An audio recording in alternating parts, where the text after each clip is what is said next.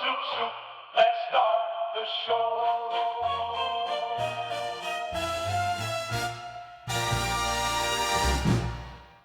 Welcome to the Neverdaily podcast, episode 338. Lapua. Some of you will get that, some of you won't. La la la pua. You should just hope you never get it. Yeah, you should hope you are never on the receiving end of that. Run. you can run for a mile and you're still going to be on the receiving end of that.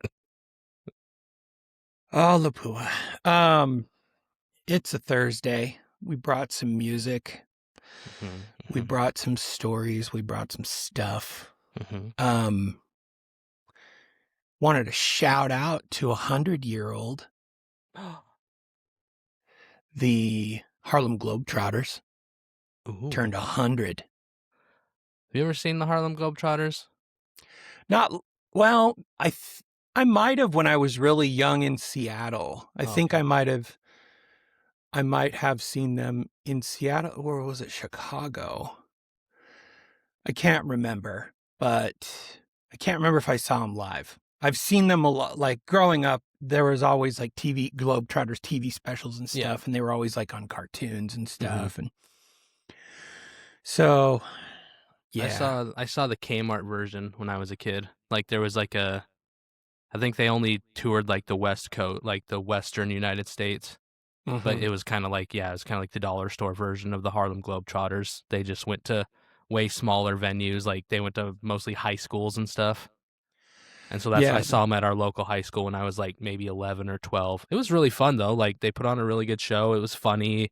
They like call ahead and have people show up. Like they put a team together and it was mostly like teachers and like, people maybe from who worked for the city or whatever. And they just put on this show, and it was funny. It was fun and entertaining. I liked it. So I can only imagine what the real thing would be like. Yeah, that's awesome. Cover bands are one thing. Cover band of a basketball team is a whole other. No, man, and it's one of those. It's the OG Blue Man Group kind of thing. It's like they were turning it out back in the day, and they were very skilled. I'm sure that there's a lot of history there. There's probably a ton of stories of basketball players who were, I would imagine, either on the Globetrotters and made their way to the NBA, or were NBA and made it to the Globetrotters. Those who, I'm sure there's just a massive number of really cool stories between. And I know there was a lot of crossover with the And One Mixtape Tour guys and the Globetrotters. Oh, really? One of my favorite dudes, Escalade, Mark Escalade Johnson. He did the And One Mixtape Tour and he was on the Harlem Globetrotters. He was that dude he was like 6'9" or 6'10" and was like 400 pounds. Just this massive. That's why they call him Escalade, because he was like the size of a Cadillac Escalade. Yeah, that's a structure. That's not a human. Dang. Yeah, so happy birthday, Globetrotters. 100. Started in 1926 in Chicago. The five elite black athletes took to the court and formed a basketball team known as the Savoy Big Five. That team eventually blossomed into the cultural phenomenon we know today as the Harlem Globetrotters. 100 years. That's awesome. Fun. I brought a couple things from our friends at This Is True, but I wanted to preface it with I want to open the door and give a couple opportunities for people to contribute to the show if they want. And News of the Weird is a great way to do that. We have a good opportunity right now too. Newspapers.com is back with us with sponsoring the 911 Calls podcast, and it takes almost no time with newspapers.com to find a weird story. And so I wanted to throw it out there. If you want a shout out and you want us to tell a tale that you have dredged from the inky pages of the newspaper, help us out. Mhm. Give us something to read.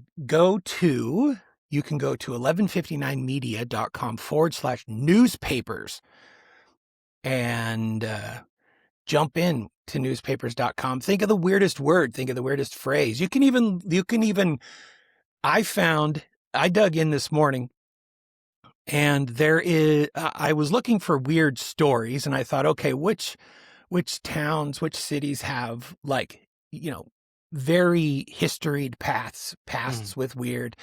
New Jersey, they've got the New Jersey Devil just off the top, and the list goes on long and it's East Coast, so it's one of the oldest places in our country.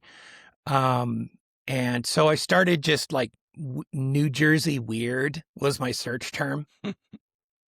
Also, fun fact, Google and newspapers, if you put quotes around things, it'll look for that exact phrase, right? So I was looking for like New Jersey, and then I put in quote news of the weird, and I found a magazine publication that's put out twice a year. I don't know if it's still kicking, but early 2000s, it's called Weird New Jersey, and it's full of tales. And I wouldn't have found it had I not gone down that rabbit hole.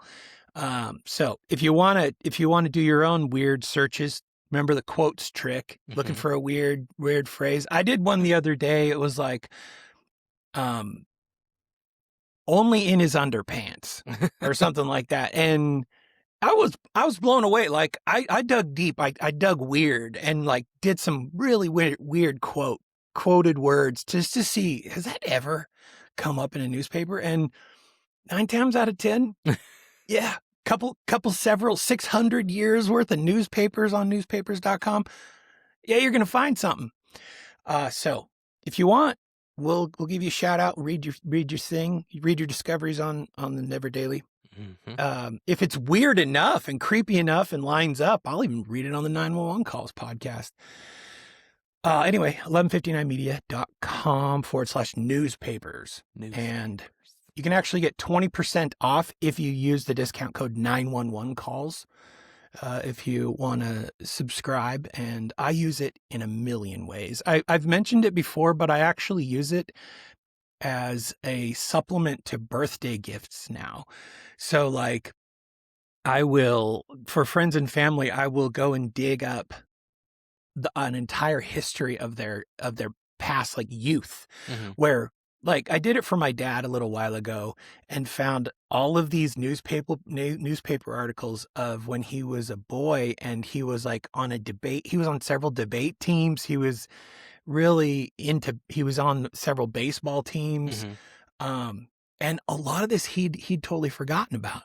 And so it was cool. I printed off all these newspaper clippings and like highlighted where he was and circled him in the pictures and everything. And it was really cool because what started out as just me handing him some newspaper clippings turned into like over an hour of him talking about things from his past. And my mom's just looking at him like, I didn't know that, And like newspapers goes deep. And so anybody that's still alive, there's news from where they were. All you have to kind of know is where they lived. And it's really cool to what's really interesting about old newspapers, especially like, and when I say old, if you go back to the 90s, 80s, 70s, 60s, 50s, that gets crazy as far as what they'll put in a newspaper. But even the 90s, 80s, 70s, wild things would happen. Like,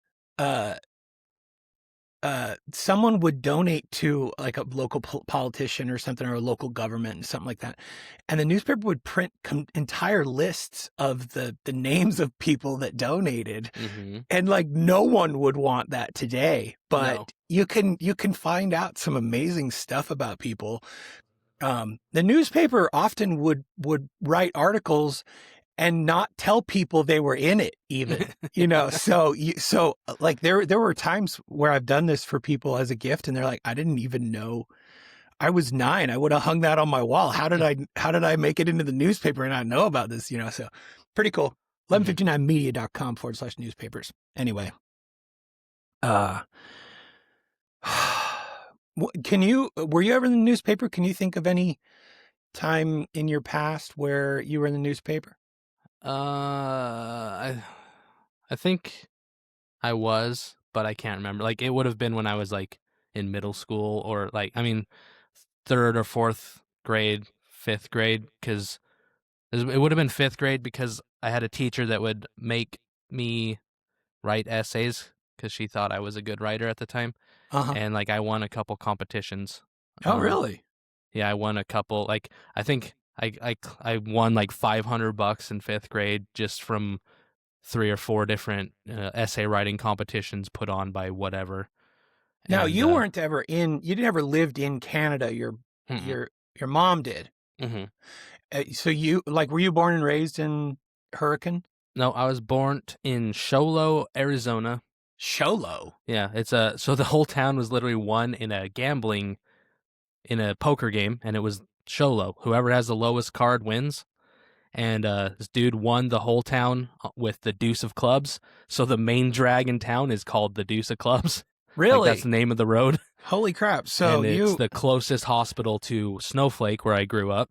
And so I was born in Sholo, Arizona, grew up in Snowflake for a little bit. Then my parents moved to Utah, moved to California, then back to Snowflake. And then when I was a junior, I moved to Hurricane. Where did you spend the most time? It's about 50-50 between Snowflake and Hurricane. I've spent about the same number of years there, minus like I've lived in Hurricane maybe 2 or 3 years longer than I lived in Snowflake. Interesting. And Snowflake, it was like when I was a little kid, you know what I mean? So like I have more memories in Hurricane than I do in Snowflake, because we moved it was the end of my sophomore year is when we moved to Hurricane. Okay. So that's when we moved. But I still tell people I'm from Southern Utah because I like it better. I'm not gonna lie. Sorry, people from Snowflake. I like Hurricane better. It's one of those things where it's hard to, like I went to 14 schools through my childhood, and it's a grab bag as to where I spent the majority of my life. And so it's kind of a bummer because like I moved mid junior high back to Boise and lived there from then on. And then as an adult, a single adult, I moved around. I moved to Denver but I lived all over the U.S. As a kid, following my dad, who was an executive for Burlington Northern, which is a train company, but he was on the development side, and they develop Walmarts and all that kind of stuff. And so his job took him everywhere. And so I was always the new kid somewhere.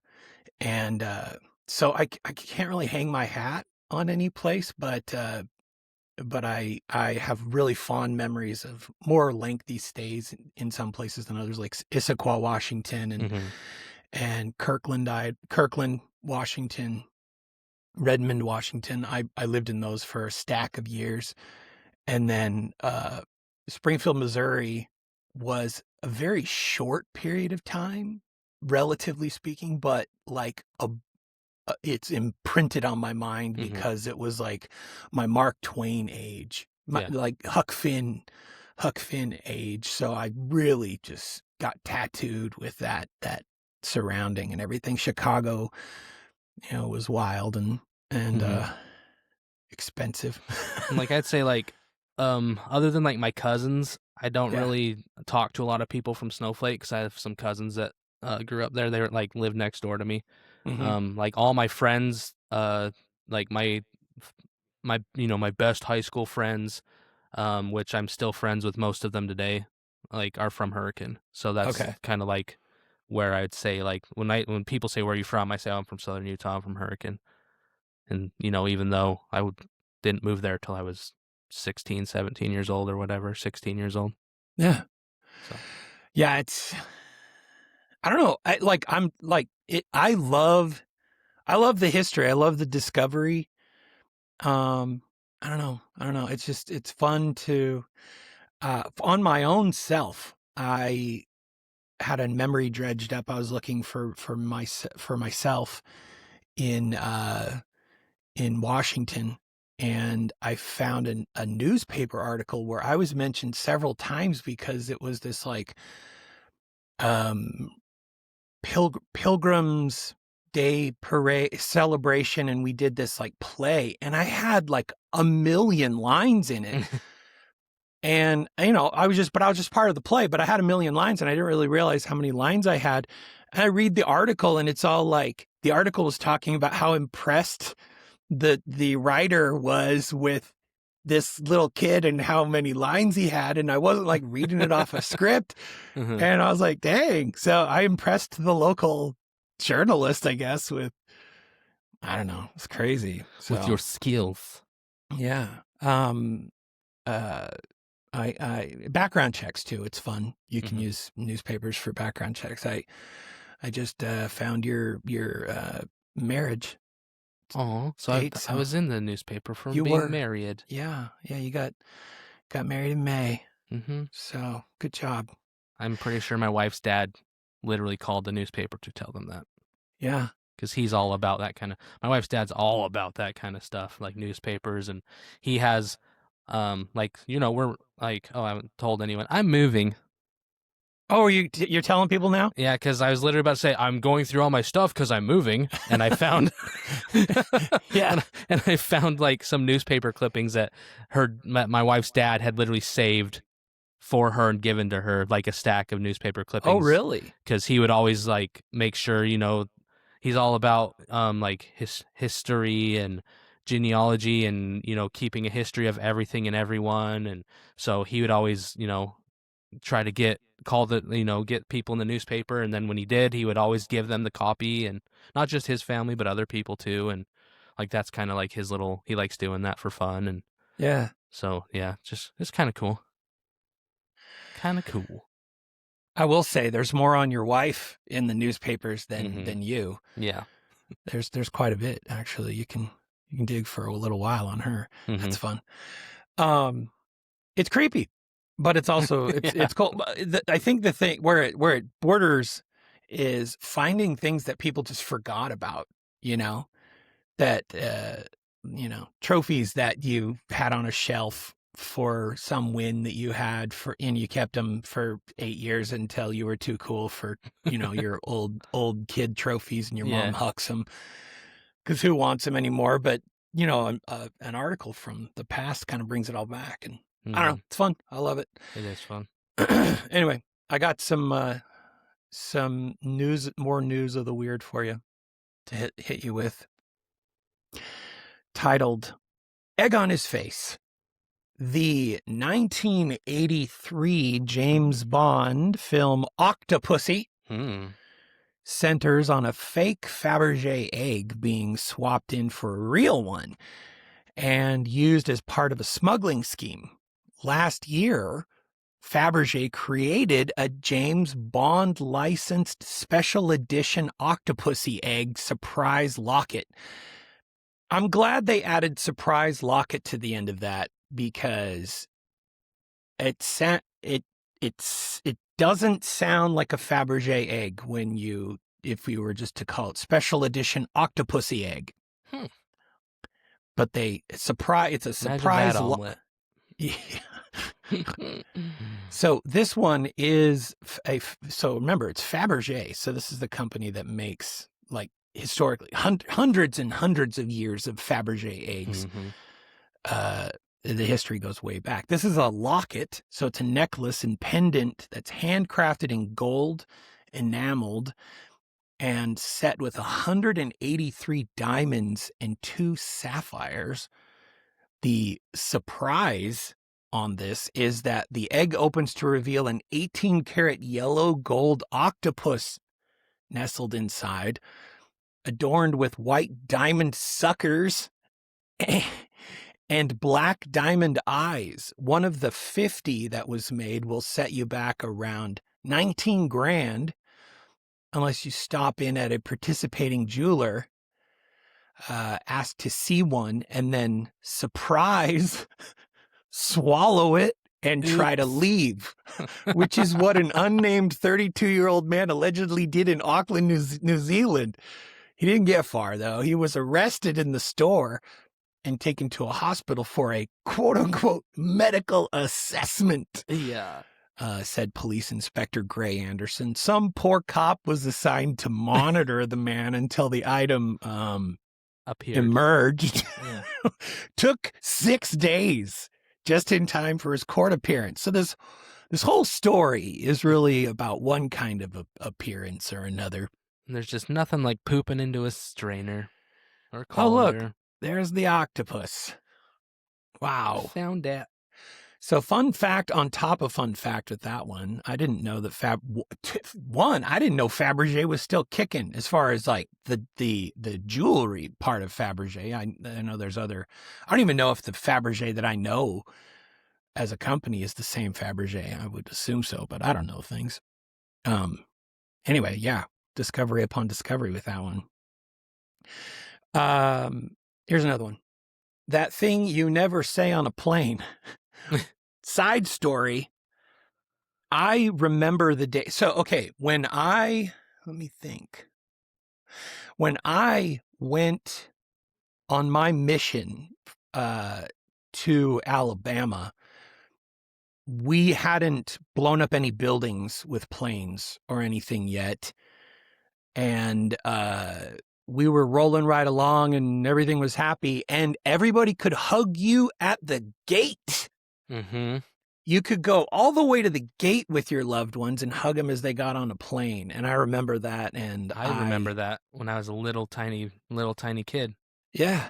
It's fond memories. If you've never been to an airport and seen LDS people welcoming a missionary back, it's quite a spectacle. It'll bring a tear to your eye.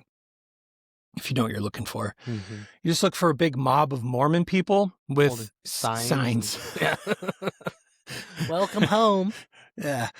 But I remember those days. And then I remember coming back from my mission after 2 years. And I was the oldest of like most of my friends at the time. And so some of my friends were still out on missions. And so I remember we then had blown up some buildings with planes and everything, and I had a couple people coming back from missions, and I went with one of my friends, and it was a late night arrival. The plane was coming in, and they had closed the gate completely. And I was like, and there's this like lady guard on the other side of the chain link, like they pulled it closed. And there was a lady guard on the other side of it, but it looked more like she was trapped than we were, because we could walk out of the airport. She's stuck back there. And my friend, who's a fool, was like, just let us in. Just let us in. She's like, no, if I have to let you in, I have to let everybody in. And we look around. We're like the only people in the whole airport. There's no one there. And he's like being a tool. And he's like, well, good. Yeah. Oh, good. Yeah. You don't want to let us in too, really scary looking white kids. Good thing, 'cause I have a bomb. And this lady hit that gate like a gorilla. And like, I think the only thing going through her head was like, by the time I fumble for my keys and I open this gate, they will have run away. That was the only reason that my friend didn't get turf food snack in his face that day. But so the airport I flew into when I came home was so small that you could, when you walk in, because it was one of those airports where you deplane on the runway. There's no terminals. Then you walk in the doors, and you can literally see the front doors of the airport from your gate. Yeah. So like when I walked in the gate, I could see everyone who was there for me, and like TSA's in between, but it's all like glass walls. So like I literally could just see everybody as soon as I walked into the airport. Like, yeah. So it wasn't even that big of a deal. So I mean, when you only have a 2-gate, airport, Can't really steal the surprise. Yeah, I can't really hide anything. Yeah. I can't remember which one it is. It's down in, I want to say Florida or Texas, where they drop you off and you like walk a good bit to any kind of a terminal or anything. So it's tarmac to sidewalk to, it, Hmm. but you're in comfy weather, so it's fine. All right, back to this. So the thing you never say on a plane, a United Airlines flight from Dallas, Texas to Chicago was diverted to St. Louis, Missouri because of a bomb threat. Quote, a passenger claimed there was an explosive device on the aircraft, a United spokesperson said. Specifically, he allegedly said a bomb was in his wife's luggage.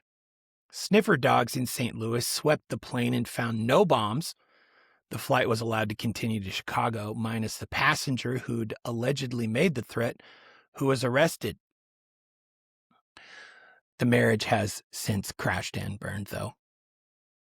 So, yeah, there's just certain things like you're on a watch list from then on. Like, even if you were joking, Hmm. Hmm. um, There's put people who that, show up and find out they're on the watch list and they didn't even know, and they didn't even really do anything or say anything.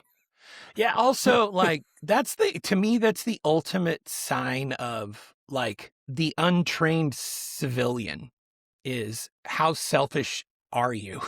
When you have no, like, if I think what should happen is if you're selfish enough to do something that diverts a whole plane, I think part of your punishment should be, if you thought a wedding line was boring, you have to sit handcuffed and go, and everybody gets to walk by and tell you their story of where they were headed, Hmm. how you screwed it up, how much time how much money you wasted.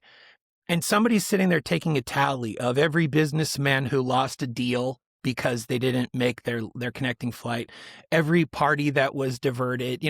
I think that'd be great. I'd That'd be a be great. jerk though, and I'd be like, I was going to my mother's funeral and I missed it because of you. Yeah. Well, that's Like what I'm saying. like even if I wasn't going there, that's what I would say. I'd just be like, you know what? I was going to my mother's funeral, and I'm not going to make it because of your actions. Yeah. Thank you so much for what you did today. Well, and you can say, well, I'd make that story up, but you're probably realistically doing that. They're the odds are what, 1 in 120 on most, Hmm. 120 to 200 people. There's a story or two there that's going to stick with you, I'll bet.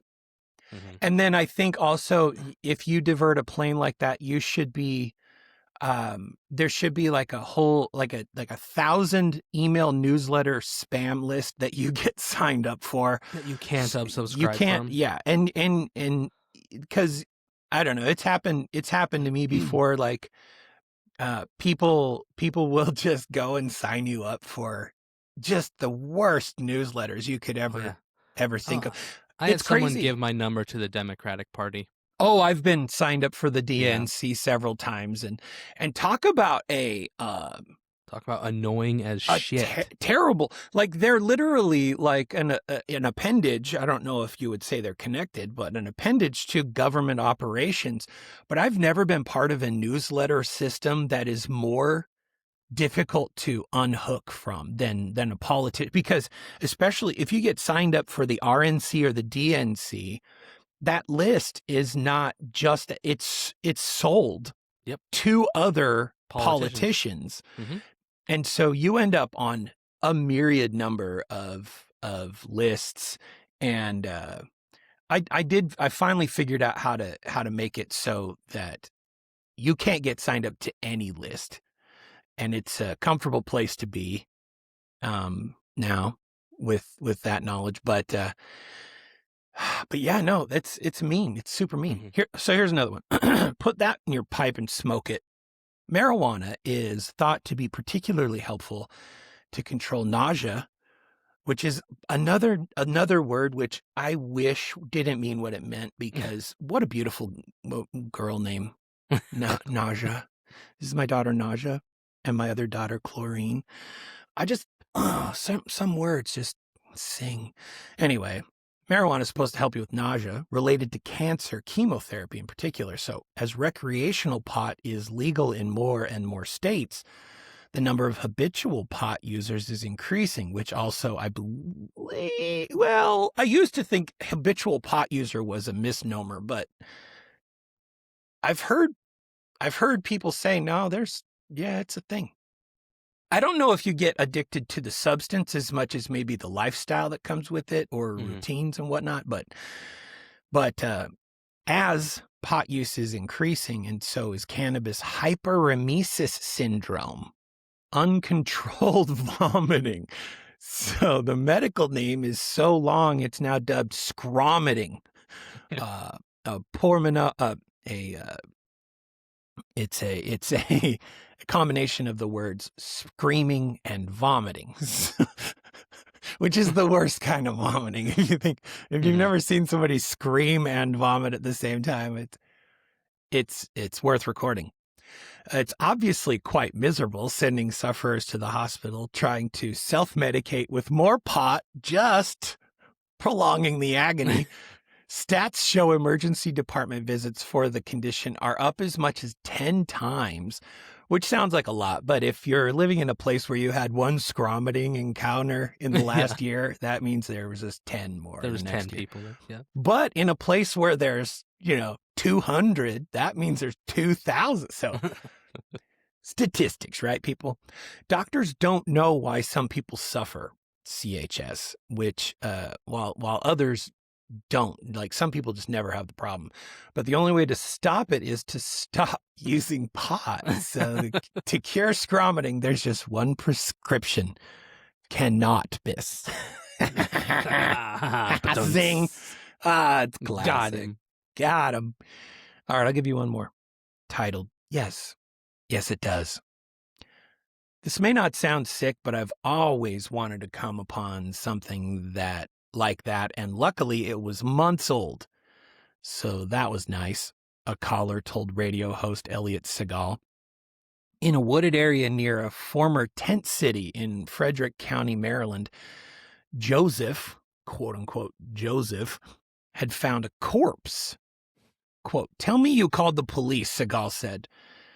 "I had a dream last night that I called them, so no, not yet," Joseph replied. "Dude, call the cops," Segal demanded. It's not clear whether he called them. He said he would, but Frederick police subsequently posted to Facebook that they were, quote, aware of information shared earlier today on a local radio station regarding a deceased individual. They found the corpse, but could not immediately identify it. And, quote, "At this stage, the investigation does not indicate foul play." They later posted. Joseph called the radio show again the next day. He'd been detained and a search warrant had been issued. He was responsible for that body being dead? Segal asked. Oops. Joseph replied that, quote, "I'm as innocent as can be of maybe doing the crime, but a lot of other stuff, Joseph. You are guilty of other things." So Joseph sounds like the king of not my problem. Yeah. Like, not my problem. Yeah. Man. Oh, anyway, those are fun. Fun news is weird. Again, if you want to jump in and join in, send us your stuff. Send us your stories. Want to do New Music Tuesday? I'm thinking of changing it to just called Copyright Strike Battle. Copyright strike battle. Like I'm thinking of hiring paralegals to just so we can do our stupid segment every time. Like, it's unbelievable how much time I spend And fighting copyright strikes. every Thursday you're reminded of why you stopped the whole thing in the first place. Yeah. It's like, if it's not the copyright strikes, it's the emo music you keep bringing. I'm just kidding. I'm kidding, Chase. It's You know not what? all emo music. Yeah, no, I've found that I've got definite likes. I'm not this like, hipster that likes everything and everything I bring is some melting pot of uniqueness. I've had to dig kind of deep to find stuff that I'm like, one thing that I have a reflex of, like, if I hear a song, just so I kind of catalog it, sort of like, I don't know, Pinterest bookmarking on Pinterest or something. But if I hear a song, but I don't have time to like look into the artist or anything, I'll just like click the 3 dots in Spotify and say like, or add to liked songs, or star the song, you know. And so every once in a while I got to go back and I go through those. I go through my liked songs library catalog, and it's kind of fun because I'll be listening to, I'm like, what mood was I in where this I liked this song? Yeah. But I do see some definite phases, trends, you know. I don't have a song from this, but I wanted to shout out this. It's weird. It's a band. Mm-hmm. If you go to I'm going to just Instagram.com. If you go to Instagram and you do a search for The Wisest, WEISEST band, The Wisest Band, you'll find a gal named Sam Weisband. She, her, just in case you were wondering. She does this really cool thing. I don't know if she has synesthesia, which is where I think that's where you see color for different music and everything, right? But she has a whole set of playlists where they're colorized. So I follow 2 of her playlists on Spotify. One's called Twilight Blue and the other is Teal. So she colorizes the playlist and then she slaps songs that she finds into these colors. Okay. And it's really cool. It's a really cool way to do it. And if you've ever like wanted to, I have trust issues on Spotify. Like, I don't just follow anybody's playlists. The algorithm's getting good enough that it can, I think it's starting to figure me out. So its recommended playlists are pretty spot on. But as far as humans, where I'm like, no, I'm going to like everything they like, not very often. But I have to say, Sam Weisband, she's killing it with this. Like, she does it well. And so I've trusted a couple of her playlists. But if you're looking, look into her. She does a pretty good job. I'm trying to see. I wanted to see what else. Yeah, she's got all of her playlists on a link tree, and you can also submit music to her. It's like she's got a Patreon and stuff. Oh, can I tell you? I don't know how I feel about this. Jumping from Instagram over to YouTube. A little while ago, I was going to do a segment on just ASMR and like what a huge, you know, how big it's gotten and everything.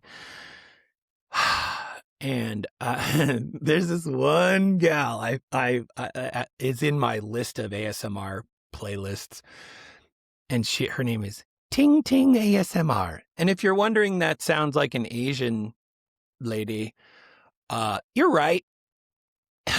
And she has 2.56 million subscribers on YouTube. That's it. Yeah, and it like she's meant for ASMR. Like it's her voice is soothing. She does these like, you know, I don't know. Let's see, what do we got? We got the most relaxing back massage of your life. She's makeup artist, does your makeup. You know, like if you're into ASMR and you realize that ASMR is a sensory thing, it's not like, I wanted to say it's not creepy, but a lot of people that are into ASMR are probably in it for the creep factor, to be honest. Yeah. But here's the thing, like, she popped up on my just for you kind of playlist, or you know what's available from people that I've subscribed to, and her post was, "Quick news: some of you might be mad," and so I'm looking at, I click it on. She's like, "Hello, wanted to announce I now have OnlyFans. I was like, man. And like so many thoughts went through my head at one time. It was like 2.56 million Yeah. people. Every time you put out a video, you can do good. You know, you're making some money. And then my brain went, there has to be a certain number of people, these sugar daddy types, where they're DMing her and being like, hey, I will give you 50 grand if you just do a cheese block and a foot fetish video from, you know, like she has to have had that kind of stuff. And so there's probably ancillary money she could be making off of stuff where she just kind of justifies. She's like, it's a cheese block in my feet and I make 50 grand. Okay, watch here, hold my mic. Because like I know a guy who has 2 million subscribers on YouTube. Yeah. And like he has merch and stuff like that he does too. Yeah. But he's making millions of dollars a year. Yeah. Like multi-million. He's a multi-millionaire now from his 2 million subscribers, right? And it's not easy. All you have to do is go to the Neverdaily podcast YouTube channel, which I religiously post our episodes there. And I'd say we've got some decent content. It's like 56 views per video. It's like, come on. It's not. So get that bag is a phrase which has taken on a lot of meanings. But if you know the work that goes into making a successful YouTube channel, the bag is hard to get. And so once you start getting the bag, anybody that's also working on it and has 56 views, but their week is put into this kind of stuff, get that bag. But I would have just been like, to each their own on this, because like she's checking a lot of boxes for creepers, right? Like every white guy that was in the military and spent some time in another country and is like, maybe if things don't work out and I end up being 45 and I'm still living at my mom's house, I'll buy a bride. You know, all of those people, she's checking a lot of boxes. And so when she announced it, I was like, why didn't I see that coming? You know? Yeah. But then she could have not done this. And I think it would have been better for her. She said, to some of you, this might be bad news or something, but this is just another step in empowering my empowerment or being empowered. And the ladies came out. Like the wolf packs of ladies came out for this lady in the comments, right? I was like, I don't know. Like, I know we're in a weird time, but I think there's still a 50-50 split on society saying that OnlyFans is an empowering thing. And so she could have just not said that, and it probably would have been okay. I'm sure it didn't hurt her numbers. This gal, I'm sure, is one of those stories where it's like she made a mill in like overnight kind of stuff. But I don't know. My heart kind of ached and for that, but because if I should probably state my opinion on it. I don't think OnlyFans is empowering. I think it's a cash grab because you have body parts. And anybody that says that you then will try to join some other rank and file of society at some point in the future, and that stuff won't be there to talk to you and remind you and to remind your children, and you can call it empowering all you want. You're going to have some conversations in other phases of your life, whether you like it or not. And it's going to be something where I think a lot of those people are going to try to run away from it, or they're going to have to try to justify it. And it's going to be hard. I think it'll be hard for a lot of people. Some people might just stay committed. You know, they might stay committed to a certain lifestyle or certain ideology or belief, and they'll be fine. But I don't know. I think getting that bag still means that you, to a certain degree, that you are looking for stability. And stability typically comes with some level of maturity in other elements of your life. And that introduces you to different people and different associations and different networks and everything. And that's a sticking point. Yeah. I It's also a hard think one. that the term "getting that bag" is a large step in rationalization of what you're doing. Yeah. You're doing it. You're telling yourself that it's like, well, there's good coming from this, right? Like, I'm just getting that money while I can. Like, if you have to say that, then you already know that there's probably something up with what you're doing. This might be something that not a lot of people know either, but OnlyFans can be. I mean, while you share whatever you brought today, I could go and start an OnlyFans Mhm. and have it up and running before the show's done. I could totally do that. Anybody can. Just it's like setting up a Twitter account.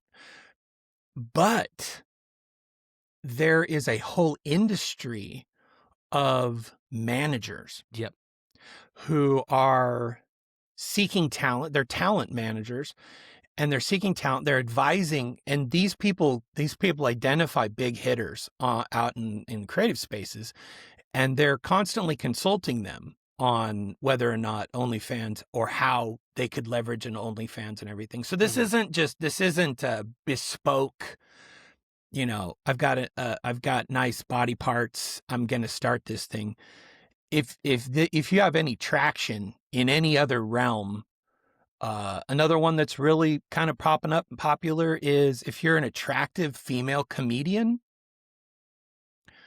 A lot of them have OnlyFans now. Mhm. I don't know. I guess they, especially a female comedian who probably dabbles in the more crass jokes. It's like for like, I guess, and so it's sort of that get that bag. But so if you thought it was kind of this just empowerment, there's a whole industry behind it now. It's not you plus OnlyFans. It's you plus a media empire that's growing in the middle there with A&R reps and the whole 9 yards. There are some organizations that are very large and taking a big cut of your favorite naked person on OnlyFans. You know what comedian I want to see on OnlyFans? Shane Gillis. Oh, come on. Come on. I was trying to think when you said that, I was trying to think, okay, what extra gear would Shane Gillis have on OnlyFans? Because but I can't think of anything like the he's already unfettered, there's Yeah. nothing he really, I mean, yes, obviously he could go nudity and everything, but He could, I don't know. as they say in Always Sunny in Philadelphia, he could hang dong. God. Anyway, I don't know. I don't know if that was a terrible admission, but I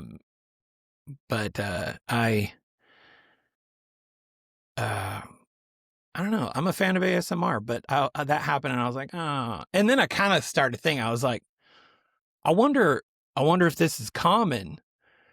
And with ASMR, I think that the two go hand in hand. There's another gal, and I don't think she's got, no, she doesn't promote one. My favorite ASMR person is Gentle Whispering, which if you're into ASMR and you haven't heard of her, then you got to go check her out. The cool thing about her is she's Russian, which again kind of sounds like that whole like white dude Russian bride kind of, but she's Russian, and she's figured out that she can double down on her ASMR because some ASMR videos are meant for like sleep and stuff, so it's a quiet voice in the background and maybe some like textural type of, auditory signals. And so you sleep with it. But when somebody's speaking in an ASMR video, sometimes it can be distracting because you're wanting to go to sleep, but you're listening to somebody talk. And so you're trying to concentrate on what they're talking about. She's figured out that she'll duplicate the same video. Like, let's say she does one where it's like, you're in for an eye exam, right? So she does a whole video in English. She'll do the same one in Russian. Which, as an English speaker, I don't know what you're saying. And so, I'm asleep in a heartbeat. Kind of cool, kind of interesting. But I'm sure she gets a lot of DMs with like, you ever thought about like putting on chainmail and that's all? You know. Should we do music? Hey, she boosted her reach by 50%. Who's that? The Russian lady, when she does it in Russian. It's 150, Right, yeah. 150 Right. million people live in Russia, so, and 320 in the U.S. So yeah, she's boosting her reach by 50%. Yeah. So she's an OG too. She's been around for a long time. And it's kind of been cool to watch her as a creator go through her journey. Like she's done whole seasons of her show where she was pregnant, and you know, or you know, her followers are like, where is she? And somebody will be like, oh, she's had a baby, and they're like, oh, great, you know. So it's been a kind of a cool community to watch around her. I'm not I'm not a heavy commenter in the ASMR space, you know.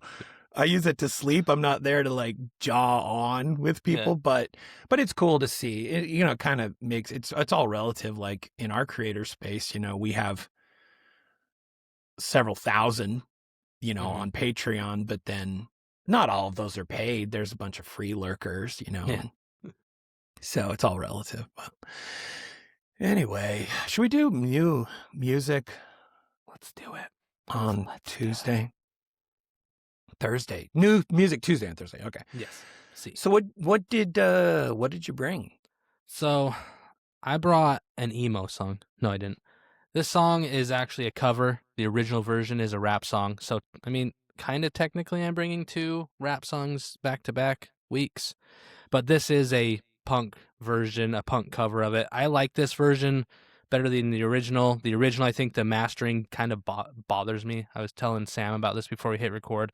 Some of the music tracks are just way too loud, I think, versus like vocals and other music tracks when they were doing the mastering. So yeah, this cover version, it's a little more faster paced, upbeat, good mastering. But yeah, I don't know what it is about this song. Me and my wife love it. When it comes on in the car, like it's a no skip song, like, and it's just fun time, belt out, you know, rock out in the car. It's just a fun song. It's a bop. And if there's little kids in the room, put the earmuffs on. There's a lot of language in this one. But yeah, this thing, hopefully you like it. I love it. My wife loves it. It's just a fun song. Like, it's just upbeat, fun. And yeah, I like it. That's all I can say. Like, that's it. It's just a good song.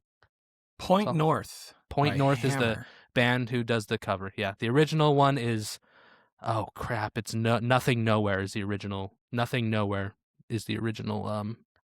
The writer of the song. So this and is the song's called Hammer. Cover. It's called Hammer. Yeah. Hammer. Here we go.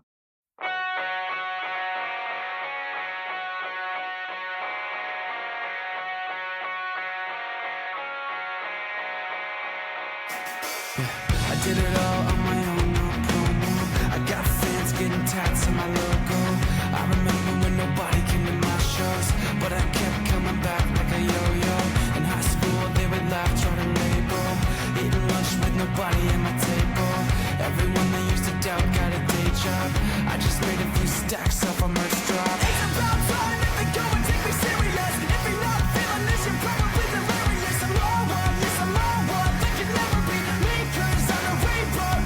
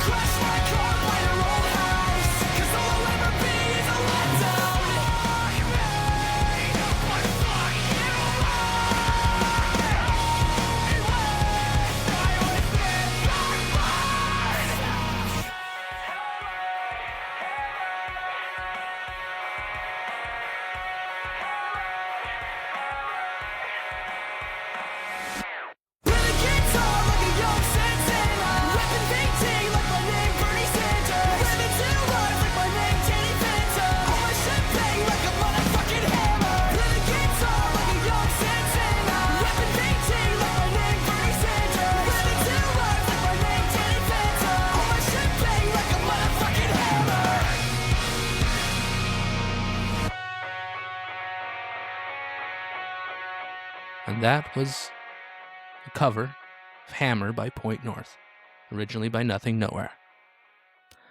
But yeah, I don't know. I just think it's a bop. Like, just makes me move my hips. And I got some tight hips, so if you can move these hips, you know you got something going. Yeah. So you said when that song comes on, it's unskippable. Is that when you're listening to music with your wife? Mm-hmm. Are you guys in like a certain playlist, or are you playlist hoppers, or how does that song come up? So, it just depends. Like, it depends on whose phone links to the car first. Yeah, by what music we listen to. But there are a few songs where it's on both of our playlists, right? Mm-hmm. And so like that's one of those songs where it's just like we both like that song.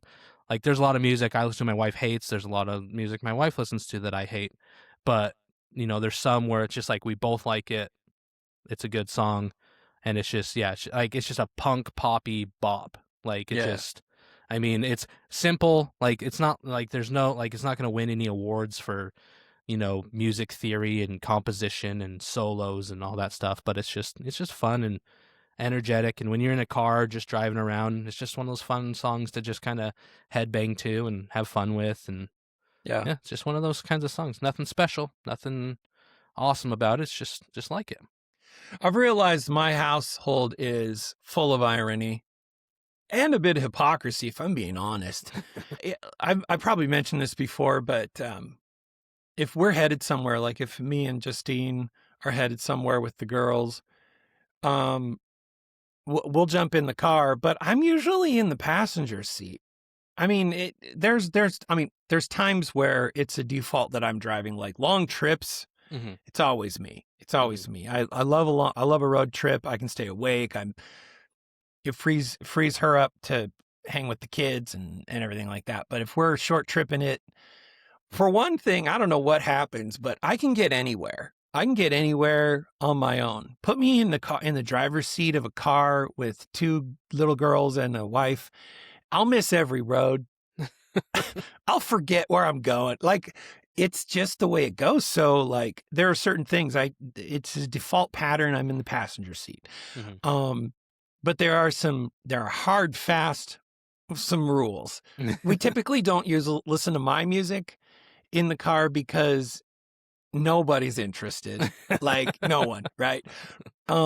Every once in a while, my wife's phone gets handed back so one of the girls can queue up a song. Mm-hmm. Never my phone, because I don't want Spotify to suddenly start recommending Ariana Grande songs to me. So there's a bit of kind of the poetic cinematic moment where as we're driving in the car and another pop song is playing, I look out the window and a single tear rolls down my cheek kind of thing. And when just my wife and I are in the car, we've got some playlists where it's like, demilitarized zone where mm-hmm. everybody's okay. Yeah. There's some bands though where it's like universally accepted. And one of those is who I brought today. And it's a musician named Nathan John Feuerstein. And if that doesn't sound familiar, it may be familiar if you're into rap at all, as a guy named NF. My wife just found NF, and that's been on for a while in our car lately. I actually like NF. I do too. Mm-hmm. I'm not huge into rap. There are several rap artists and R&B and the like that I really like. I really like old stuff. And there's a couple artists that throw down really well that way. I've mentioned before, MF Doom is mm-hmm. a fave of mine. He's dead, so what you get is what you got. But there's a lot out there, though. He made a lot of music. Well, and there was some collabs and stuff, mm-hmm. and people keep it alive, and it was very unique. So I like in my mind, it was like somebody somehow figured out how to paper mache rap music to classic cartoon clips, and I mean it's a hodgepodge, and it's very well done and not very mainstream because every song's a bit different. Anyway, NF has a little bit of an uphill battle because he's white. He's not vulgar. So he's been kind of pigeonholed sometimes into kind of a Christian type of thing, but he's not. Like he's not going to come out and say, "Look, I'm not doing this for Christian music." He's not going to say that because there's an audience that appreciates the fact that he's not vulgar and everything. So he's not going to shoot himself in the foot, but he's not coming out to be Christian. Yeah, and he's kind of like a pretty boy too. So some people will just immediately go, "Oh, he's just he's some pretty white boy." Yeah. But his music is often addressing mental health and therapy, and he had as far as people that qualify to if I don't know, country and rap are a couple where it's like, you've never lived in the dirt. You've never lived on a dirt road. You don't know what red dirt looks like, or, the requirements to be an authentic rapper. He didn't have a great childhood, and not that they have to.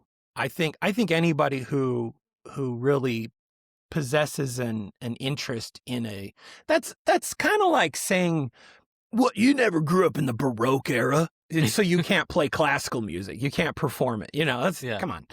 I mean, and maybe there's some hard, fast rules that I just don't know. I don't align with them. But NF, it's kind of this uphill battle because there's a little bit of an Eminem-esque. How could you not? If you're white and rapping and you're not trying to sound like you're black and rapping, or trying to put on some kind of a disguise or really costuming up either your sound or your lyrics or whatever, there's a likelihood you might sound a little like other white rappers. Yeah. So, but I really love it. So that's enough preface. This is Let You Down by NF. Kind of surprised. I was like, have I brought this one before? I don't know that I have. I looked through my copyright strikes and I haven't battled a copyright strike on this one, so I'm proud to do it. I don't remember you soon. bringing NF before, so we're probably good. So this one's called Let You Down by NF. Feels like we're on the edge right now. I wish that I could say I'm proud. I'm sorry that I let you down. Let you down. All these voices in my head get loud. I wish that I could shut them out. I'm sorry that I let you down. Let you down. Yeah, I guess I'm a disappointment. Doing everything I can, I don't wanna make you disappointed. It's annoying. I just wanna make you feel like everything I ever did was never trying to make an issue for you. But I guess the more you thought about everything, you were never even wrong in the first place, right? Yeah, I'ma just ignore you, walking towards you. With my head down, looking at the ground, I'm embarrassed for you. Paranoia. What did I do wrong this time? That's parents for you. Very loyal. Should I have my back? Would you put a knife in my hands? For what else should I carry for you? I care for you, but on the edge right now. I wish that I could say I'm proud. I'm sorry that I let you down. Let you down. All these voices in my head get loud. I wish that I could shut them out. I'm sorry that I let you down. Let you down. Yeah. You don't wanna make this work, you just wanna make this worse. Want me to listen to you, but you don't ever hear my words. You don't wanna know my hurt yet. Let me guess, you want an apology, probably. How can we keep going at a rate like this? We can't, so I guess I might have to leave. Please don't come after me. I just wanna be alone right now. I don't really wanna think at all. Go ahead, just drink it all. Both know you're gonna call them on like nothing's wrong. Ain't that what you always do? I feel like every time I talk to you, you're in an awful mood. What else can I offer you? There's nothing left right now. Give it all to you. On the edge right now. I wish that I could say I'm proud. I'm sorry that I let you down. Let you down. All these voices in my head get loud. I wish that I could shut them out. I'm sorry that I let you down. Let you down. Yeah. Don't talk down to me, that's not gonna work now. Packed all my clothes and I moved out. I don't even wanna go to your house. Every time I sit on that couch, I feel like you lecture me. Eventually, I bet that we could've made this work and probably would've figured things out. But I guess I'm a letdown, but it's cool, I checked out. Oh, you wanna be friends now? Okay, let's put my fake face on and pretend now. Sit around and talk about the good times that didn't even happen. I mean, why are you laughing? Must've missed that joke, let me see if I can find a reaction. No, but at least you're happy. Feels like we're on the edge right now. Wish that I could say I'm proud. Sorry that I let you down. Oh, I let you down. All these voices in my head get loud, and I wish that I could shut them out. Sorry that I let you down. Oh, I let you down. Yeah, I'm sorry. I'm so sorry, no. Yeah, I'm sorry that I let you down.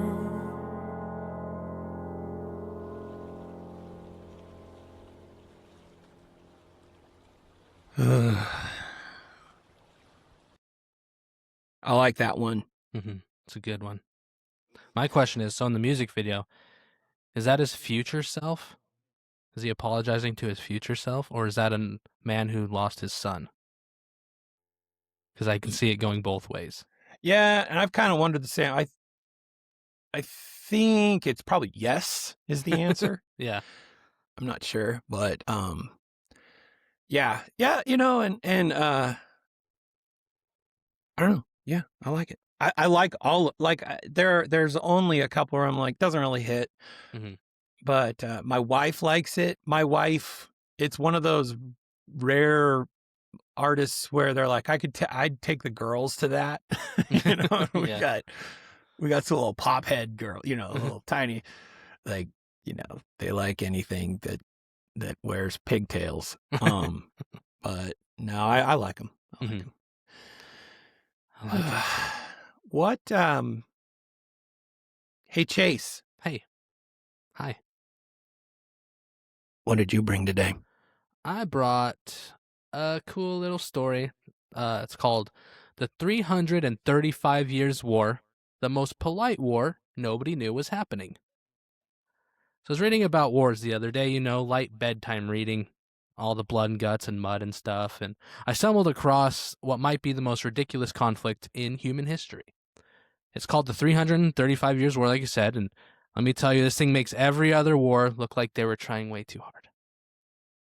Have you ever been to war, Sam? Like a real one, not one in the comment section of your local Nextdoor app? I think because we live in the same country and you know my age and the history of our country, and you've probably heard at least one of 7,000 hours of me on the podcast.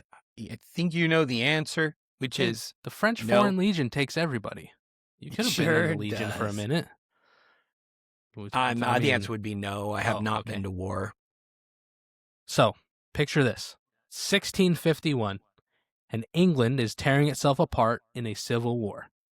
You have the parliamentarians on one side. They're the real serious types who probably ironed their underwears. And on the other side, you have the royalists, who are basically the rich kids whose dads just got fired from being kings and dukes and rulers and all that fun stuff. So now the Richie McRicherton McRoyalists, they're losing bad this civil war. Because, Okay. you know, there's not a lot of, like, when you look at the numbers of royals versus normal folk, it's a little lopsided on that one, right? So what do these royalists do? They retreat to the Isles of Scilly. Now, I didn't say Sicily, even though it sounds similar, and maybe they wish they had gone to Sicily, but no, this is the Isles of Scilly, and if you don't know where that is, it's a tiny group of islands off the east coast of Cornwall in England. Okay. Just a group of little islands. Okay, like a lot of people say they're irrelevant. I don't believe so. That's The kinda islands mean. are irrelevant? Yeah, because they're so small and nothing really goes on there. But I think that's mean. If you actually look at Google pictures of them, they're actually kind of cool looking in the sun times, like when it's sunny outside. They almost look tropical a little bit. But that's where they are. They're living That's on these funny. islands. Oh, what? Like, I've never thought of identifying a body of land or water as irrelevant. Like, Yeah, that's what it was said in some of the historians. I guess it relevant in there was nothing there at the time. So like it's not like they could go and hide there because there's nothing there. Like there's no like battlements. They're literally just like tiny little islands. Like they're not really defensible. Like they're just kind of out in the middle of the ocean. Like the Yeah. ocean is your defense. You know what I mean? After reading The Badass Librarians of Timbuktu, I am always sus when a historian calls anything irrelevant because And we'll make fun of historians during this a Okay, little while later too. rock 'cause, and roll. So these islands are small. Like they make Staten Island look like a freaking continental empire, size-wise. So this is where the story gets good, though. These royalists, they're basically refugees now.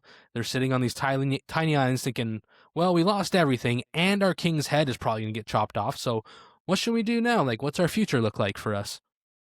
And somebody, and I really want to meet this guy, even though he's dead, somebody's like, I got an idea. We're going to be pirates. Sam, have you ever just wanted to raise the black flag and do whatever you want? I always do whatever I want. I may look white, but when it comes to my philosophy on stealing, I'm 100% Somali. Nice. Badunts. Yeah. So these royalists, they're former rich kids, right? And they start raiding Dutch merchant ships, as you do.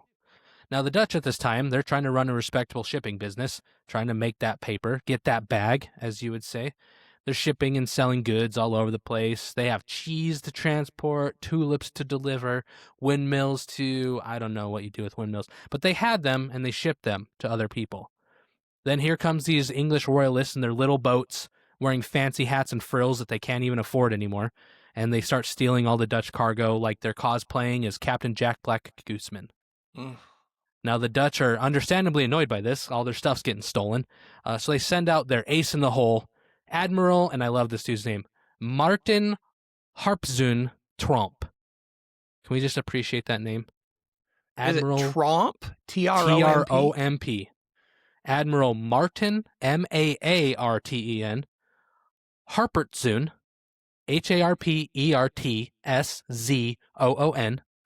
Tromp. Okay. He's not Dutch. He's a Spanish nobleman who works for the Dutch, and they sent him down with a fleet. He's an admiral. Like, he's really good at, driving ships and stuff and telling other people how to drive ships. And on March 30th, 1651, Trompy rolls up to the Isles of Scilly with somewhere between 12 and 28 warships. Kind of close numbers, right? 12 and 28. Not quite. Turns out historians can't count or can't agree on anything. So they're just like, oh, there was 12. No, they're 14. No, 6. No, 28. Because, they always have to be right, in any situation.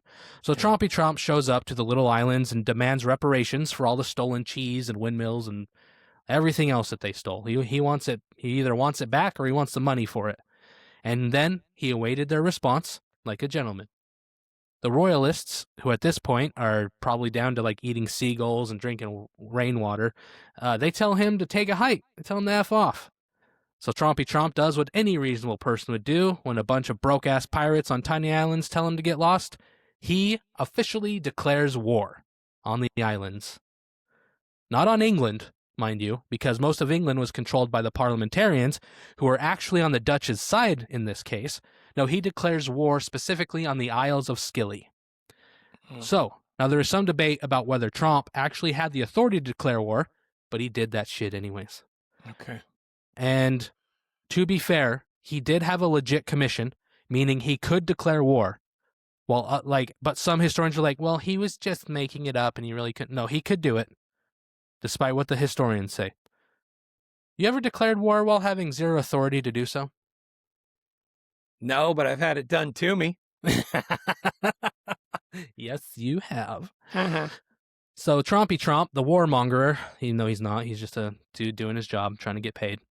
He's blockading these tiny islands with his fleet, and in June 1651, there's not an exact date, the parliamentarians show up, the guys who the royalists had been fighting, with their own number of warships under Admiral Robert Blake. So now there are literally 2 armadas just, posted up on these islands, right? Or around these islands. Blake then tells, so this is the English guy. He goes, "Hey, party's over, bitch boys." That's a direct quote. Wow. And they surrender without a fight, like you probably would. The Dutch, seeing the pirates surrender, decide their work is done and the shipping routes are now safe, so they pack up their ships and their shit and sail home. But, because there's always a but in history, nobody signed an official peace treaty. The Dutch just rolled out, never made it official that the war they officially declared war. They never then ended it. They never declared that it was over, right? So technically, according to world laws and stuff that we all agree on for some reason, according to the rules of the world, the war was technically still on. So how long do you think this lasted? I already gave the hint. 8 years. 12 to 28 years. 335 years. Whoa. So for 335 years, the Netherlands and the Isles of Scilly were technically at war. There were 0 casualties in this war. There were 0 battles in this war. There was 0 anything, but the war raged on, meaning that the most peaceful war in human history was happening, and literally nobody knew about it. So the Dutch were over there in their country, building cool dikes and making Gouda and growing tulips and stuff. And the Scilly Islanders, people lived there. They were just like fishing and probably eating bugs and stuff, because that's what you do when you fish. Don't ask me why. And they were turning people away who accidentally went there instead of Sicily, nobody even knowing that they were mortal enemies with each other, the Dutch and the residents of Scilly. So during these 335 years that this war was going on, a period that went all the way up to 1986, the Dutch had actual real wars that they fought in. They fought Napoleon. They were involved in 2 different world wars. And then they had this other whole thing with the Germans that they literally were eating tulip bulbs just to stay alive. Through all of that, 2 world wars, the Dutch's most consistent and ancient enemy was always a handful of islands with a population smaller than most high schools. So the war officially ended on April 17th, 1986, during something called the Isles of Scilly Week, which sounds like the most low-key low-key festival. It's like it's not like an EDM, but it sounds pretty cool. The Dutch ambassador showed up. The Dutch ambassador to England showed up, and he officially signed a peace treaty, probably thinking it was either a very elaborate joke or the most British thing that had ever happened to him, stiff upper lip and follow the rules kind of stuff. Have you ever had to clean up someone else's forgotten mess? I don't. Yeah. Just like in anything. Yes. I'm going to just say yes. Yes. So I remember when my parents bought their house in Hurricane, it was funny because they just bought it, whatever. Like 7 years later, this company calls my parents and goes, "You owe us money because we did an inspection for you before you bought the property." And my dad's like, "No, you didn't." And they're like, "Yes, we did. You owe us $750, and we just found this, this showing that we did it." And so my dad goes, "Okay, so if you did the inspection, why didn't you tell me that there wasn't a footing under part of the house that I found out later?" And they never called him back and asked for the money. Yeah. Weird how that works, right? So then we had to put in a footing under part of the house, under a slab of concrete. So yeah, buying used homes, you always are cleaning up someone else's mess. Used cars, you're usually cleaning up someone else's mess. And this Dutch guy, he had to clean up someone else's mess. So some historians make fun of the whole thing, even saying it was something that never happened, but there's proof of it. According to Whitlock's Memorials, a 17th century source that actually documented Tromp's original actions, there's a letter from April 17, 1651, that says Tromp, quote, came to Pendennis, so that was, one of their cities, and related that he had been to Scilly to demand reparation and declared war on them. So Tromp came back and said, "Yeah, I declared war on them," like from his own mouth, right? So that just all goes to show that sometimes, even when something is completely absurd and makes no sense, you still have to make it official. The Dutch ambassador probably went home after signing that treaty and told his wife, "Honey, you'll never guess what I did at work today. I ended a war that nobody knew was happening with islands that most people couldn't find on a map." And that, ladies and gentlemen, is how you fight a war over 3 centuries without anyone getting so much as a paper cut. The Dutch and Scilly Islanders setting the gold standard for conflict resolution through complete and total indifference. That was an interesting time back then. I mean, there Mhm. was a lot of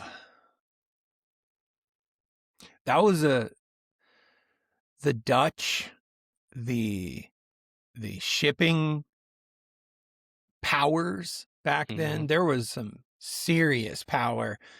They could And roll money. up and just take your island, Yeah. take your country. They were the Walmart of now, where you're a little tiny shop in Nowhereville, USA, and you're making pottery, and you're cranking out. You've got your stuff in several small boutique shops and everything, and some buyer for Walmart comes along and is like, "We like what you're doing. Do you have the capability to manufacture on a relatively larger scale?" And you say, "Yes, I'll throw the investment into that." Before you know it, you've been negotiated down on your pricing so much that literally it ruins your business. Yeah, you're losing money. And back then they had that kind of thing where Mhm. trade and travel, that was the name of the game. Then you got the Barbary pirates. You got Mhm. some crazy. Like I chuckle a little when everybody's talking about slavery because Yeah, those dudes were pick a book up, pick up a book. pick up a book, read It does- words. That's the thing too. It's like history is good because it should remind us not to repeat it. Mhm.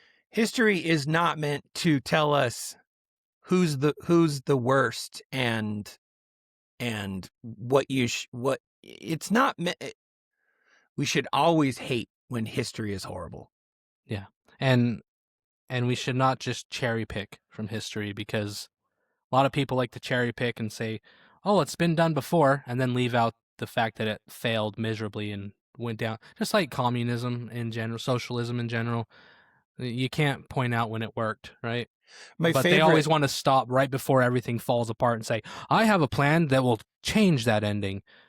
And so did 800 other people, and they never changed the ending. Kind of weird how that works out. My favorite man on the street content lately there's this one gal in particular lived in communist Russia, Mm-hmm. lived under it. She's not a young person, so it's not like she just, fled and now she's an influencer in the Yeah. US. She's got years underneath, years behind her life.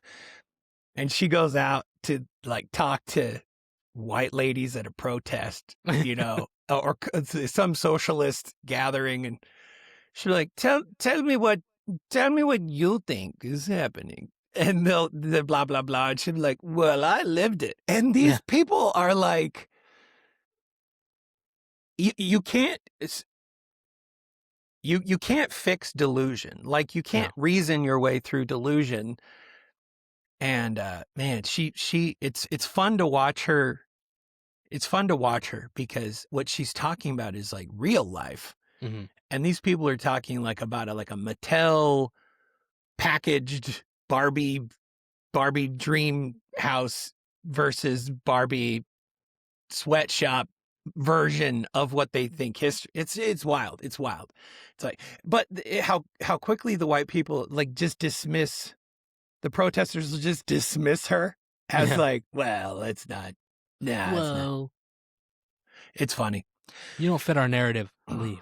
Well, I think that's really what it is. It also the thing about that kind of stuff is it's like nobody goes to a passion protest on something that they're hoping to be corrected. I can't remember the last time I went to church hoping that I would be confronted on the front doorsteps by someone of another ilk and being like, man, I hope somebody sets me straight today. So, but it's great social media. Yeah. Anyway, well, that What'd was you bring interesting today, sir? I brought a story about Bondi Beach. No relation to Pam Bondi. Bondi Beach is in Australia. Australia. And it has there's a TV show over there where it's like a reality show I don't know, what would you call it? It's a document. It's kind of like cops, but it's lifeguards. Oh, okay, yeah. Okay. Mhm. And it's gripping. Like if you want drama, hit record and go to a beach with giant waves and coral that'll drill you faster than a DeWalt. I mean, there's content aplenty, and people that can't breathe aplenty and that shouldn't try to breathe water. It's full of stuff. So today comes from something I saw on that show, and I was like, that had to have made the news. And it's a ringer. It did. So Bondi Beach is one of those places where nothing strange is supposed to happen. You're going to the beach. You're going to enjoy yourself. Like, again, it's not like you go to the beach hoping to have some traumatic memory happen, right? You're going to relax. And that's not an insult to Bondi as a beach. It's just the deal it has with the universe. Bondi is sunlit and muscle memory. It's flip-flops and slapping sounds against concrete. Lots of tourists learning the hard way that the Pacific Ocean does not negotiate. No. If something goes wrong at Bondi, it's usually obvious and pretty loud. Someone gets yanked sideways by a rip, a board snaps in half, your shoulder pops out, making that watery noise. Yeah. So, but this isn't one of those stories. So this story begins with an 18-year-old named Matt doing the most Australian thing imaginable, which is finishing a swim and walking back toward dry land like nothing noteworthy just happened. There's no whistles. There's no sprinting lifeguards or anything like that. There wasn't a dramatic rescue footage or anything like that. Just Matt walking. That detail matters. So, because when lifeguards later replay the sequence in their heads and lifeguards replay things for a living, this is the moment that doesn't make sense. The water didn't take Matt. The surf didn't knock him unconscious. He exited the ocean under his own power, climbed the sand, headed toward the tower, like a guy whose only mistake was underestimating how tiring swimming could be, I guess. But he made it out. So that's when his body begins to quietly quit on him. There's no theatrical, climax to this. There's no clutching of the chest. There's no dramatic collapse, just a subtle creeping wrongness. The kind of feeling people describe later with words like faint and weird and I just didn't feel right kind of thing, which is medical shorthand, all that for my body was sending signals. I didn't recognize it as urgent. So by the time Matt reaches the tower, he is clammy, disoriented, the kind of pale that isn't beach pale, but hospital pale, the kind that makes lifeguards stop what they're doing and switch into assessment mode without even announcing it. So they asked questions, normal ones. You okay? What happened in the water? Any injuries? Any asthma? Did you hit your head? Matt is struggling to answer these questions, not because he's panicking, but because his thoughts are moving through syrup. His body is working overtime just to keep him upright in this case. So there's no obvious explanation. There's no sting marks. There's no wheezing. There's no coughing, no trauma, no classic signs of heat stroke either, which is what everyone expects when someone comes off the sand looking wrecked. And here's the thing about lifeguards. When nothing fits, that's when they get nervous. So these guys are medically trained, to a certain degree, right? Yeah, they have to have first aid and... Yeah. They've got to. I was a lifeguard once, and you have to have first aid training and CPR training and all sorts of stuff. I mean, if you have a beach that generates a revenue for a town, and you start looking at the number of accidents and risks and all of that goes on a beach, you quickly make an assessment. Look, we'd have to post ambulance there 24/7. So to mitigate that, they're like, okay, if you're a lifeguard, you got to meet us in the middle. You got to have enough medical proficiency to handle things, at least to stabilize somebody, right? they're getting nervous with Matt. So they guide Matt into the first aid area and they lay him down. It's not dramatic yet. This is still in the realm of let's get him horizontal and see if he improves, which solves a shocking number of beach problems, actually. But in this case, instead of improving, Matt deteriorates. So his skin stays cold and clammy. His color doesn't return. His breathing becomes shallow. Someone floats the possibility out loud. Maybe there's a cardiac issue here, reacting to something in the water, dehydration. Was maybe something, was it taken too far? Had he not been, was he so excited about the beach he hasn't drank for a couple days? The words bounce around the room.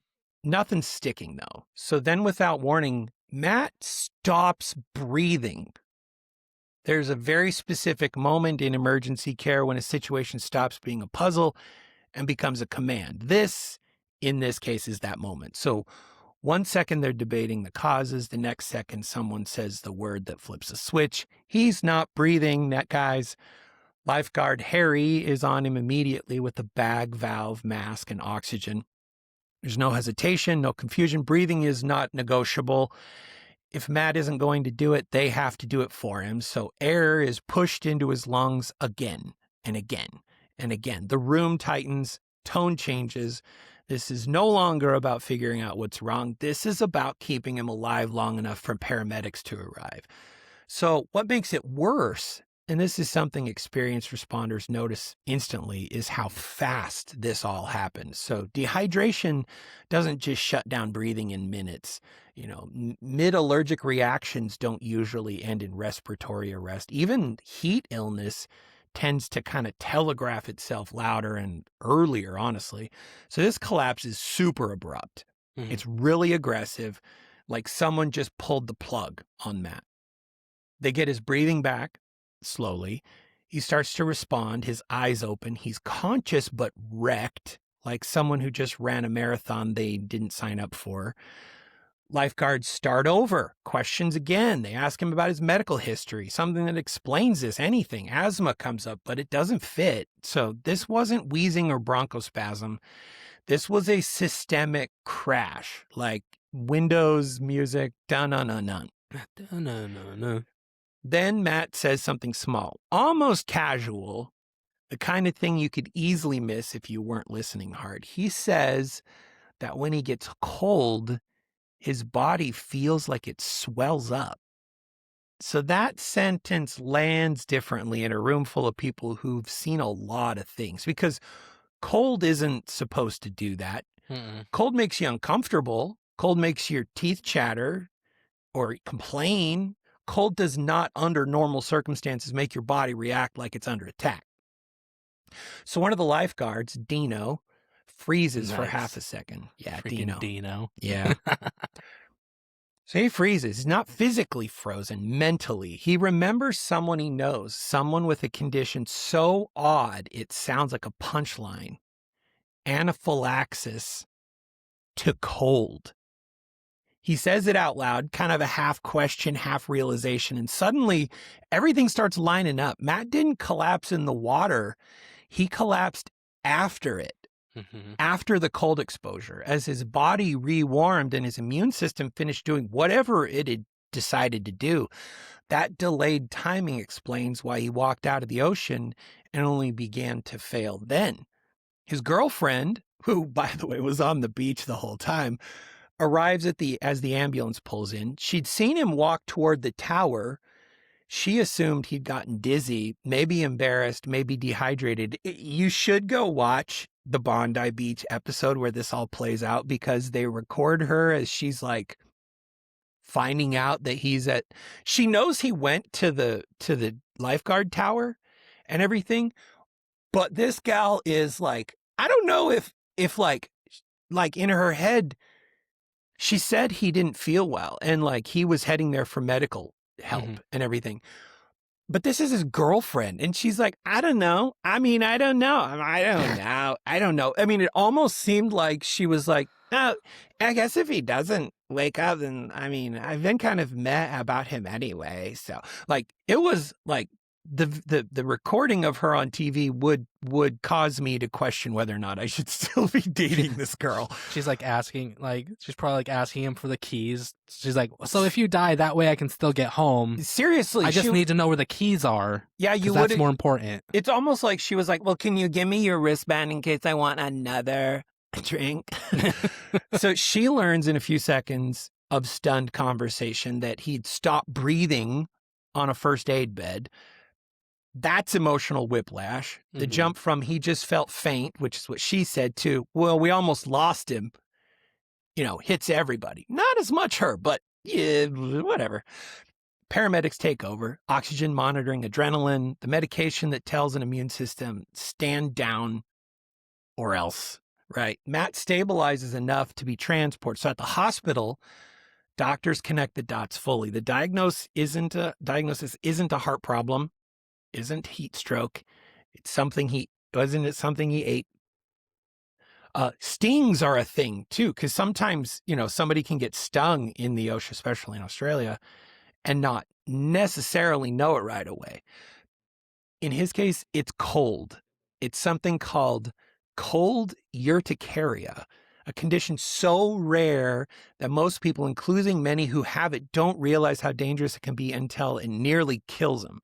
So in Matt's case, immersion in cold ocean water triggered a full body, get this, allergic response. So his immune system misread temperature as a threat and dumped histamine and other chemicals into his bloodstream like it was responding to venom. Blood pressure dropped, airways tightened, breathing stopped, not because the ocean pulled him under, but because his body decided the ocean was the enemy. So doctors explain that for some people, cold urticaria means itchy welts or hives when they touch something cold. For others, especially with full body exposure, it can escalate into full anaphylactic shock. Swimming is the most dangerous trigger for these kinds of people. And the bigger the surface area, the bigger the reaction. So cold urticaria it's not like you have cold urticaria of the ears or something like that. It's not localized to a particular part of the body. There are levels of severity, sort of like, I sneeze if I sniff a dandelion up my nose, to people that are like, if I see pollen outside and I'm in an insulated building, I'm screwed. I see a picture of pollen and my nose starts to... Yeah. So obviously there's a scale, right? So in this case, the episode's not over yet. Matt survives. Lifeguards move on to the next call because that's how beaches work. And only at the very end does the real truth of the story settle in. This wasn't a freak wave, wasn't bad luck, wasn't hidden rip or any kind of medical condition that the ocean was, conjuring. It was an everyday act that he never had experienced before, but stepping into cool water on a hot day flipped a molecular switch inside of him. And the beach looks harmless. I'm sure he's been swimming before, but never had that happen to where he had this urticaria respond in such a way. And so now he knows. I don't know if you carry an EpiPen for the rest of your life when you're, when you deal with something like that, but that's intense. That I was like, what in the heck? That's what I said, guys. I was like, what in the heck? What in the heck and hex? And then I thought, I got to bring that cold heat. Sabina, there's so many weird allergic reactions that, some people have. Yeah. Allergic reaction to cold. Like, there's people who are have allergic reactions to certain UV light and can't go out in the sun without all sorts of protection. And there's people who are allergic to, just the dumbest things. Just the dumbest things. I always feel bad. And sometimes the stories of these come to light in populations where monogamy is more of a commonality. But I always feel bad for the kids that are waiting till marriage to have sex and then come to find out that she's allergic to his semen. Or something like that. I'm not going to say how I know them, but I know someone that literally happened to. They couldn't have kids. They're trying to have kids for 8 years, and they couldn't have kids. And randomly, someone was like, "Did you ever maybe check to see if you're allergic to each other?" Yeah. And so they went in.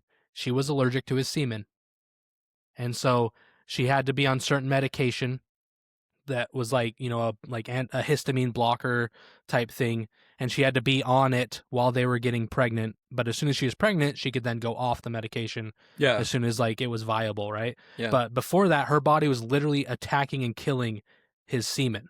Like Yeah. she was having an immune response to that. Well, and sometimes we forget that, especially bodily fluids, it's a wild concoction that makes bodily fluids. Like semen is not one thing. It's a whole myriad of chemicals and substances that act as a carrier or suspension for life, you know. And so any one of those things in large doses would, you know, could be something that you're allergic to, and you wouldn't know it until certain scenarios play out. Like allergy to latex is a definite thing. You might, I mean, there's a likelihood that you'd know it because you probably went to a birthday party as a kid and figured out why your face ballooned up after ballooning a balloon. But yeah, it's wild. Some of the things that happen because somebody lives in some kind of relative vacuum somehow and discovers it later. It's wild. Do you have any allergies that are weird? Yes. So this is weird. My wife is allergic to coconut.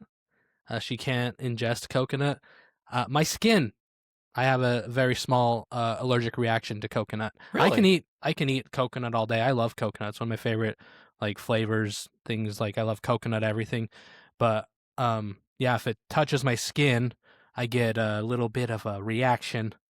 But I can ingest it. But my wife's the opposite. She can't ingest it, but she can use like if it's a coconut lotion or whatever, she can use that all day and be just fine. So yeah, it's just a weird that we're like flipped like that. My mom's slightly allergic to strawberries. When she eats strawberries, like her throat gets scratchy and her tongue swells a little bit. I had another buddy.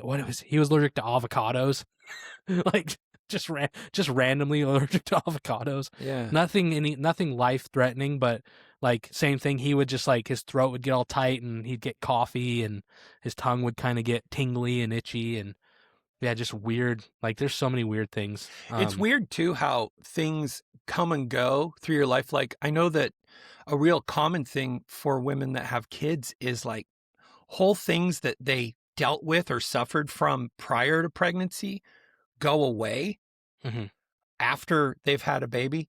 Some show up just for pregnancy, which is like women they deal with nightmares like that we could, like I can't even imagine. What is it, they have to deal with. gestational diabetes? Like you can have diabetes while you're pregnant? Yeah, they can have life-ending things just show up, or like after having a baby, they're like, I was never allergic to this until after that, or they're suddenly not anymore. Or they can be allergic to their own baby, and I know that some ladies have to get a shot, so that their body accepts the baby because of the blood types.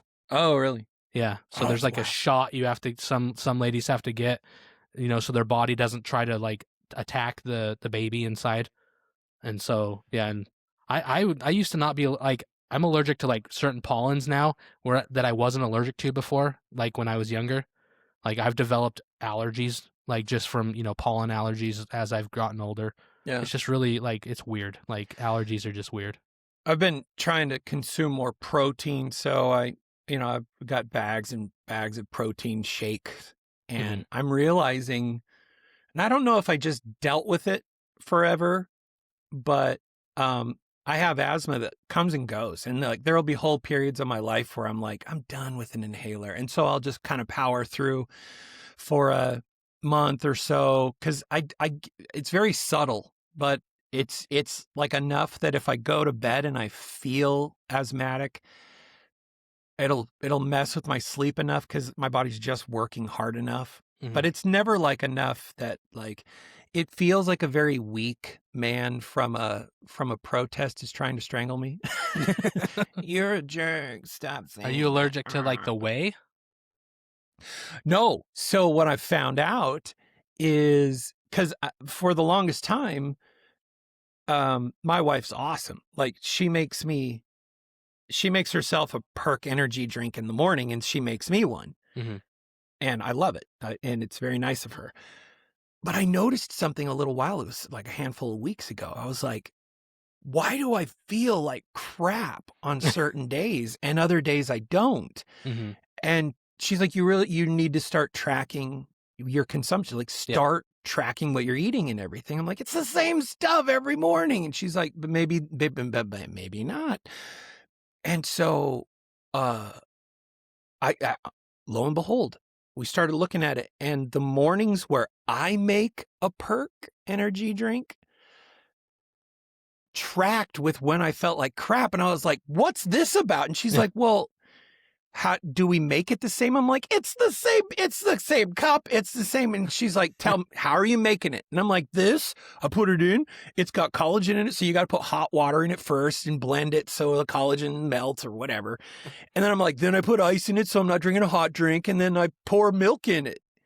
And she's like, I use water. Yeah. I was like, no way. Because we'll throw a little creamer in it, just to kind of sweeten it up. So it's subtle enough for me that I don't notice it, because I hork down, like she'll nurse a perk energy drink all day long in a Yeti cup. It stays cold, right? Mine's gone in 20 minutes. And so I just don't notice it. Like I'm a great white shark when it comes to consuming certain things. And she's like, so you're drinking like 28 ounces of milk. And I was like, yeah. And she's like, yeah, that's the difference, stupid. Yeah. And I'm like, no way. So so no way, no pun intended, because it's not the whey. In this case, it's milk. I'm struggling. But also, my protein is whey free. So it's casein and whey free. So it's an isolate, which also helps. But anyway, 50. Just realized milk's been tying me up. Do you know what allergy I'm terrified of? Have you heard of alpha gal syndrome? Alpha gal? Alpha, so ALPHA hyphen GAL syndrome. It's also called it's where AGS. where you just can't stand being around hyperfeminists. Yes. So what happens is, comes from a tick. You get bit by a tick. You get alpha gal syndrome, and then you start having allergic reactions to red meat. Oh, yes. Here's the hard part, though. The allergic reaction doesn't happen until it hits a certain part of your intestines. So it's usually within 2 to 6 hours later that you experience it. So you'll eat like a hamburger. Like a lot of times people don't understand, like they'll wake up in the middle of the night and feel like crap, right? Or they're having an allergic reaction in the middle of the night. And they're like, I've been asleep for 4 hours. Like, what am I? So then they think, oh, is it my detergent? Is there something is it like my shampoo? Like what's going on? It's because it takes 2 to 6 hours for your immune system to have the immune response to the red meat. So then it's really hard to track. And so, that terrifies me because I friggin' love red meat. Also, that would be hard because if it's not until it hits a certain part in your intestinal system, there's a likelihood that when it's triggered, it's far enough through your digestive system that you would have excreted whatever the mystery. And so, like, I don't know if it's like where it hits your digestive system or if it's like it breaks down at you know what I mean? Like there's a certain point where that allergen gets released into your system, but it's not for hours later. Like you don't even know. And that's it's a trigger by a tick, but then it's permanent, right? Yeah. Once you've been bit, it's over for the rest of your life on that one. It's kind of like that parasite you get from eating under like raw bear meat or whatever. Trichinosis. Once you have it, it's forever. Yeah. It's once you get it, it's a forever thing. And it's an external cause. There's a guy who has a really popular hunting channel, like Hunting Empire. I like Steven Rinella. Meat eater. And he and some of his crew ate some undercooked bear meat on a hunt one time, and they all got trichinosis. And I didn't know that it literally creates it creates something that goes through all of your muscular system. So eggs are laid all through your muscular system, and then everything hatches. Yeah. And so you're literally like a host to thousands Mm-hmm. of new life inside of your body, and your body's just a carrier for all the, and it takes a very long time to overcome it, to kick it. I think you can.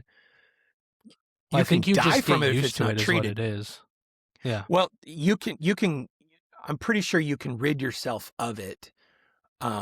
But maybe it is like I know missionaries that they go to South America and they get a fluke or a worm or something that it's there for the rest of their life. Well, it's like malaria too. Like once you have malaria, you have there's two types of malaria. There's one that eventually goes away, and then there's the other one you have for your whole life, and it just goes dormant and then comes and then wakes up, and then goes dormant and then wakes up, and then like that, and then you just have to fight that pattern for the rest of your life.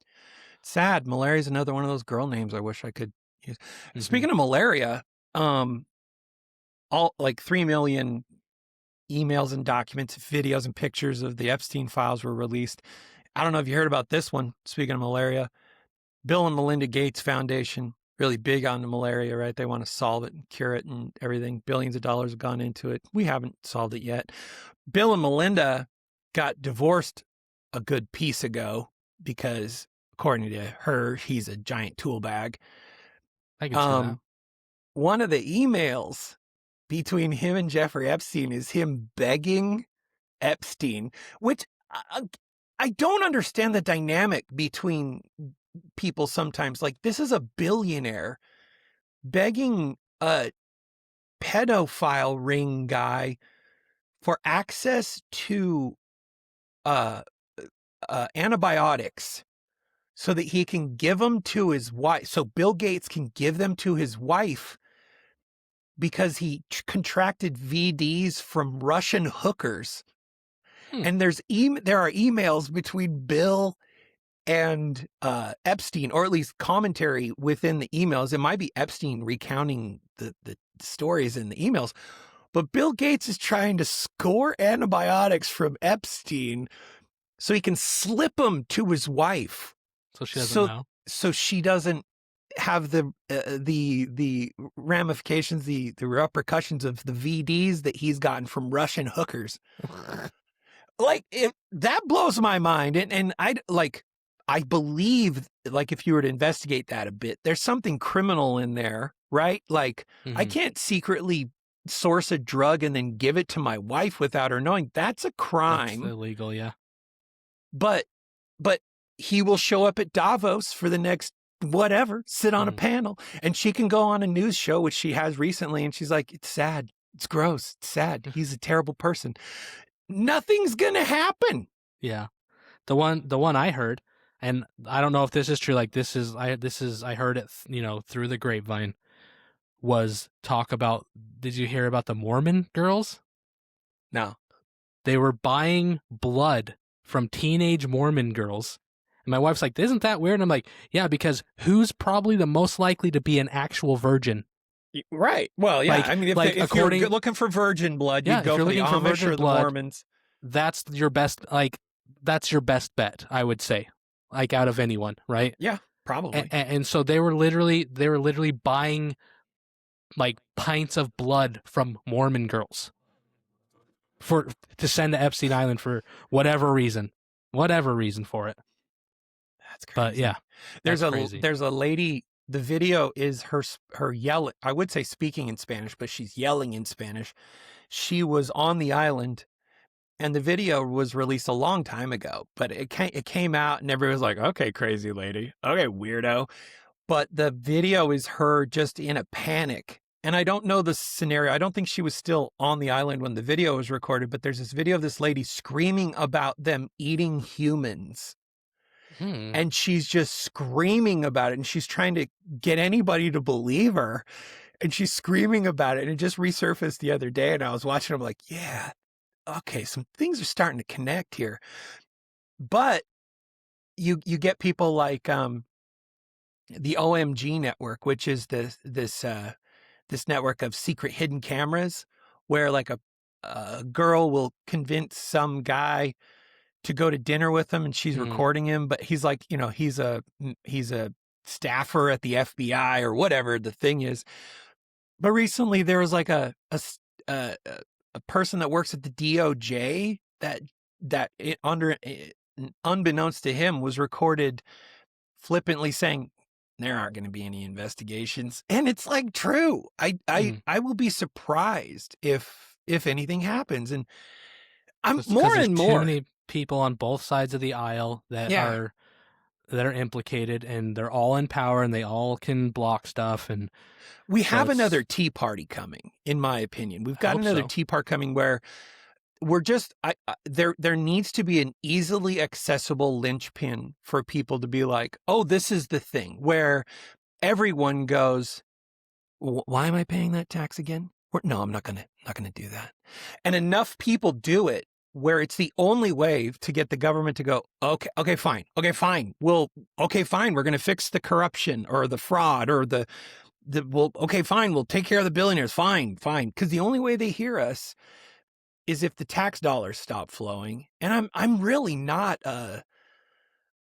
I'm not a revolutionary. Like I don't think I think that law, you abide by the law, you change the laws when you need something changed. But sometimes the dollar, your wallet is what speaks the loudest. And after the Minnesota thing where they're finding all these like learning centers, you know, and all the centers. right. California is now under the California scope. is the old folks home, a bunch of fake old folks homes. The home health scam. Yeah. It's going on in the billions. Do you know how we can fix all of this? There's an easy solution to this. It's called autism. And it's called voting for people. There are habitual rule followers, right? That they will, no matter how much money you put in front of them, they literally can't do it because it would cause them way too much anxiety. I think that's honestly, that's how you fix all these problems is you just start voting for people with autism, and they will frickin' drop the hammer because they don't care. To a certain degree, I think that's why Elon Musk is impervious to a lot of this, because he's said it himself. He's got Asperger's. But I agree. Wouldn't that be funny if, like, you know, fast forward a couple of years from now, and on the rap sheet of the prospective politician, bullet one is I'm autistic. I'm autistic. I'm a habitual Can't be rule corrupted. follower. Yeah. But after the Minneapolis stuff, some gal in my town, my little town here in Idaho, was like, I got curious to find out how many child care centers there are in town that are, you know, it's public. You register, it becomes a registered business, right? Yeah. And I've driven the streets of my town enough where even like if I missed some, if I counted out, I can't get north of 10 very easily. And she was like, looked into it. Here's the printout, 47. And what it is in a lot of these, well, with the corrupt ones, what it is I have 4 kids. You have 4 kids. I might have mentioned this before. I register as a business. You register as a business. You're going to watch my 4 kids on paper. I'm going to watch your 4 kids on paper. And we'll both make 35 grand extra a month, a year, or whatever, you know, your state does. But like, I think we're tip of the iceberg on this stuff. The other thing I think that's happening is we are also numb to M's and B's. Like something where they discover $221 million in fraud somewhere. Math, I don't math it anymore. I'm like 221. Well, that's not a billion. That's not even 1,000 million or a billion, you know, but now we're to the point where they're finding billions in fraud somewhere and it's not registering with us anymore. It's like noise. Yeah. Crazy. Yeah. Someone needs to start doing a visual that says, with $1 billion, your stupid town could do this, and start equating it to like what $1 billion does for people, or what I mean, we all kind of know what $1 million does, but yeah, that's crazy. Anyway, I don't want to. So, like, just rant. Like you said, just think about it this way. You could, with $1 billion, you could buy 2,000 really nice houses. You could home 2,000 families. Like, you could buy a small town. with $1 billion. You could buy a town. Accentuate a small town for sure. Yeah, you could buy an entire town of like 5,000 people with $1 billion and own everything in the entire town. Every car, every house, every stitch of clothing, the grocery stores, everything. You could own it. It's crazy. It's crazy. I don't know how Scott Bessent, who's one of what is he? Head of finance, head of the treasury. He's been in front of the in front of Congress the last couple of days, and they're throwing stuff at him. Dude is like Teflon. I think he may be autistic too, because he's like, "Oh, no, you're wrong," you know, Yeah. and like he's so good at what he does. But he made a good point the other day. They were like, "The problem is so big, and you guys keep concentrating on this." He's like, "Well, this doesn't happen overnight." And some guy was trying to make an argument. He's like, I'm in manufacturing. And so he was trying to make the case that what the Treasury was doing wasn't good for manufacturing. And he's like, well, sir, you're in manufacturing, so you know that you can't just wish a new manufacturing plant into existence. It takes time. Yeah. And we have a big problem, and we're dealing with the problem. And whether they're dealing with the problem right or wrong, we live in such a funny time. It's such a funny time. Anyway, what did we talk about today? We talked about rappers, malaria, chlorine, being cold, nausea and chlorine. It's been a good really run. long war, 300-year-long wars with 0 casualties. Yes. Yeah. Talked about lots of cool stuff. That would suck, wouldn't it? Like, you really slayed it the day that you stopped a war that's been going on for hundreds of years, and you go home and you're like, honey, guess what? Yeah. And she's like, oh yeah? That sounds good. Anyway, you're watching the kids. I'm going out. A war with who? War with who? Who? Who's Cecilia? Why was she at war with? I don't know. I got a place to be. Yeah, every once in a while there are stories like that though, where government catches up with something where they're like, "Ooh, that's on the books." Ooh, law happened in, I want to say it was 2007 when Missouri finally said that they need to remove the extermination order allowing you to kill Mormons on site, and they were so proud of themselves. Like, we did it.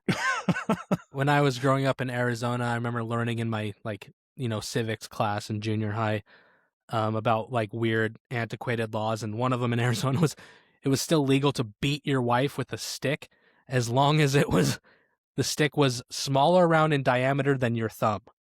Oh wow. So if it was bigger around in diameter than your thumb, you could not hit your wife with it. Sure. But if it was smaller than your thumb, you could just swing away, my friend. Yeah. So like just the dumbest things, just the dumb things that are on book, like literally written down somewhere. Yep. That's Usually a freak reaction to some freak one-off incident, and they had to make it smaller than the thumb because the guy had really big thumbs. Yeah. The abuser had or really small. I don't know. You never know, but you never know. It's crazy. All right. Well, we're out for the rest of the weekend. Yep. I just got a text from Sam. One of the things about being dad is, like, you end up doing a lot of things that you, as a dad, pay for to have other people do. Like, I do the hour assessment a lot, where I'm like, okay, I could change my own brakes, but do I want to? Was that worth my time, or is it more worth my time to have a professional do it? Yeah, I did the math once on oil changes, and if you do it yourself, you save like $20. Yeah. Like, because if you do it properly, like if you're actually disposing of the oil properly, you have to pay to do that, right? That's a cost. And so, like, if you do it legally and properly, last time I checked, it was like $20 or $25. Like, I just like more than if I were to do it myself and buy the oil filter, and then have the tools and all that stuff. Like, it's just pay someone $25 to do it. Like, especially if you don't have time. If you like working on your car, do that. Well, yeah, like, that's the thing. It's like, therapeutic for some pockets of people. passion do it.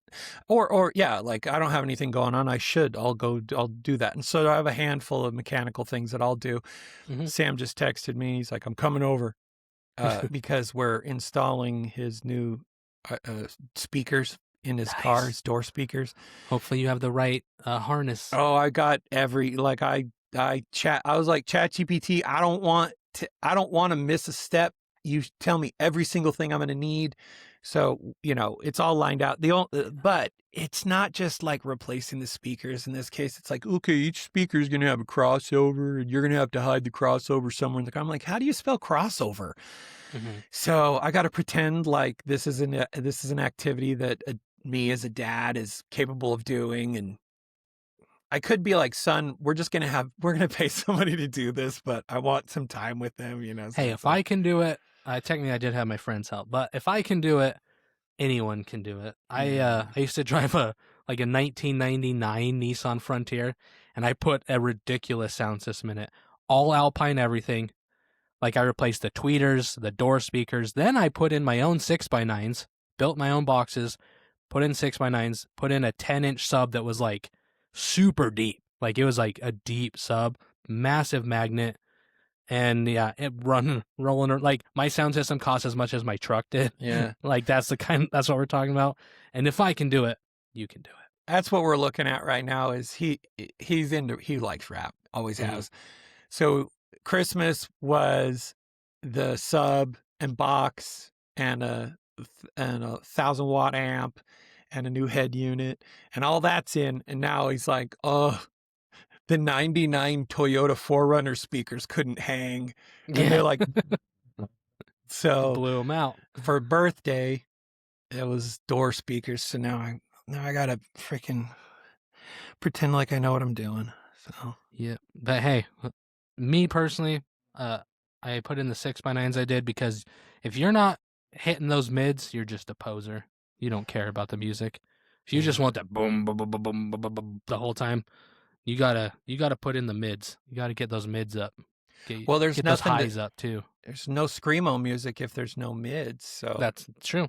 That's why I got a 10-inch sub and nothing bigger because got to keep up with the double and triple bass. Like a 12-inch or a 14-inch, it just starts overlapping. Starts getting muddy. Yeah, sounds like crap. You got to have that tight 10. All right. Thanks for joining in for Crutchfield Car Talk with Chase and Sam. I bought all my stuff from Crutchfield. Of course you did. All right. We're out of here. Soup, everybody.